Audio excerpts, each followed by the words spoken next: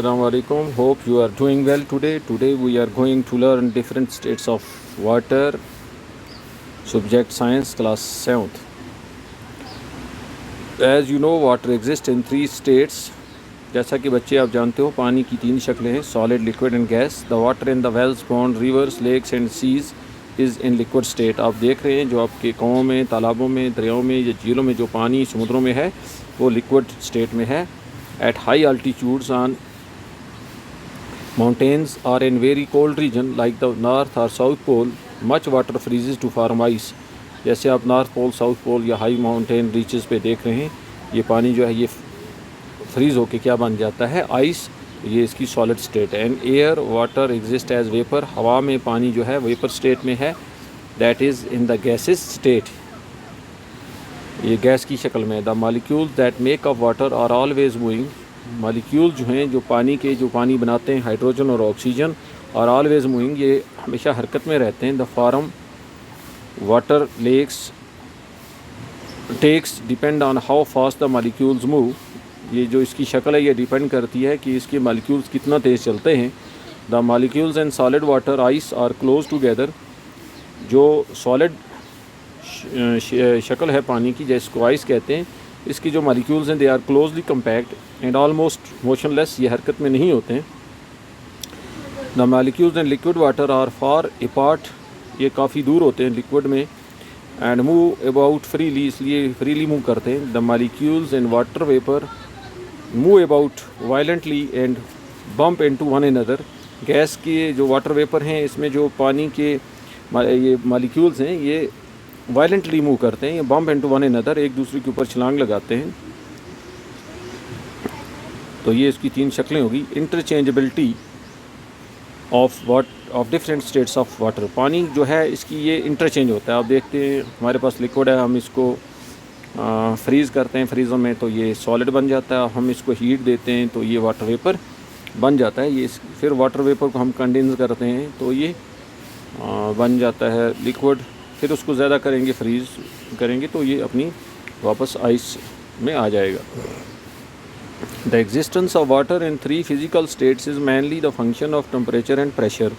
ये जो पानी की 3 शक्लें हमारे पास जो एग्जिस्ट हैं फिज़िकली, ये डिपेंड करती हैं किस पे? टेम्परेचर और प्रेशर पे. The inter conversion of water is brought about by the change of temperature and pressure. जैसा ही हम टेम्परेचर और प्रेशर को चेंज करेंगे तो इसकी शक्लें भी बदलती रहेंगी. व्हेन वाटर इज़ हीटेड, जब हम पानी को गर्मी देते हैं, इट चेंजेस इनटू गैसेस, ये गैस में तब्दील हो जाता है. This change takes place at a particular temperature. ये जो तब्दीली है एक ख़ास टेम्परेचर पे क्या होती है?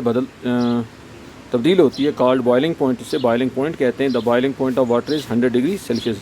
और बॉइलिंग पॉइंट क्या है? The temperature at which a substance starts boil is called boiling point. Boiling point जो है, पानी जो है 100 डिग्री सेल्सियस पे बॉयल होता है. When water is kept in the freezer, जब पानी को हम फ्रीज़र में रखते हैं, or a refrigerator, it solidifies into ice. ये फिर सॉलिड बन के आइस बन जाता है. This change also takes place at a particular temperature. ये भी एक खास टेम्परेचर पे होती है which is called freezing point. The freezing point of water is 0 degree Celsius. जैसा ही 0 डिग्री से डाउन होना शुरू हो जाता है तो ये फ्रीज़ हो जाता है, आइस बन जाता है. When the ice is kept in open, जब हम आइस को खुले में रखते हैं, इट स्टार्ट्स मेल्टिंग, ये पिघलना शुरू हो जाता है. And changes into the liquid state. ये फिर लिक्विड स्टेट में आ जाता है जिसको हम वाटर कहते हैं. The phenomenon of change of one state of water into another and back to the original state is called interchangeability. अब हम ये जो फिनोमेनन है, ये जो निज़ाम है किसका?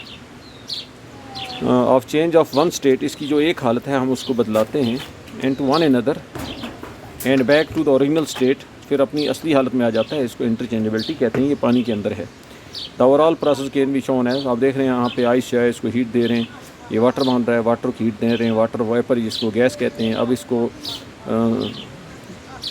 टेम्परेचर माइनस करते हैं तो ये लिक्विड बन जाते हैं वाटर वेपर. उसको फिर और माइनस करेंगे, वापस फिर आइस बन जाएगा. Ice act as a preservative by inhibiting the destructive action of bacteria, yeast and mould. ये जो है एज ए प्रिजर्वेटिव काम करता है. जैसे आप देखते हैं हम रेफ्रिजरेटर के अंदर अपने फूड वगैरह रखते हैं, काफ़ी देर तक वो रहता है.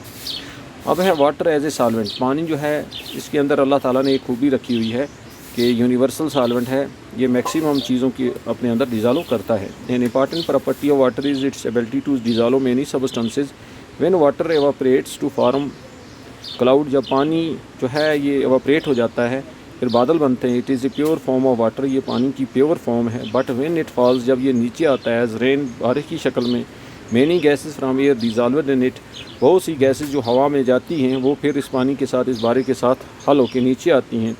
After falling on the ground, जब ये ज़मीन पे पड़ती है, it comes in contact with several minerals, इसके साथ बहुत से मैदनियात जुड़ते हैं, एंड साल्ट्स और नमकियात, एंड डिज़ोल्वड सम ऑफ देम, और इनमें से कुछ हल हो जाते हैं। Hence it is called universal solvent, इसलिए इसको यूनिवर्सल सॉल्वेंट कहा जाता है क्योंकि ये अपने अंदर ज़्यादा से ज़्यादा चीज़ों को हल करता है। Large water surface like river, lakes and oceans are in direct contact with atmospheric air. अब जो आप देख रहे हैं, जो पानी के ज़्यादा जो बॉडीज़ हैं, water bodies like lakes, river, oceans, ये डायरेक्ट कंटैक्ट होते हैं किसके साथ? एटमॉस्फेरिक एयर के साथ। The gases like oxygen and carbon dioxide are soluble in water, ये पानी के अंदर ये गैसेज हल हो जाती हैं। It is only the dissolved oxygen, ये वो ऑक्सीजन जो पानी के अंदर हल है, which helps aquatic organism to survive, ये एक्वेटिक ऑर्गेनिज्म को ज़िंदा रहने में मदद देता है in water. Fish have special organs called gills, आप देख रहे हैं फिश की ये गिल्स हैं, which help them in taking up the dissolved oxygen, यही इनको मदद करते हैं जो पानी से ऑक्सीजन लेने में। Aquatic plants use carbon dioxide, जो एक्वेटिक प्लांट्स हैं वो कार्बन डाइऑक्साइड का इस्तेमाल करते हैं in water for preparation of their food, जब इनको फोटोसिंथेसिस करनी पड़ती है तो solubility of gases in water decreases.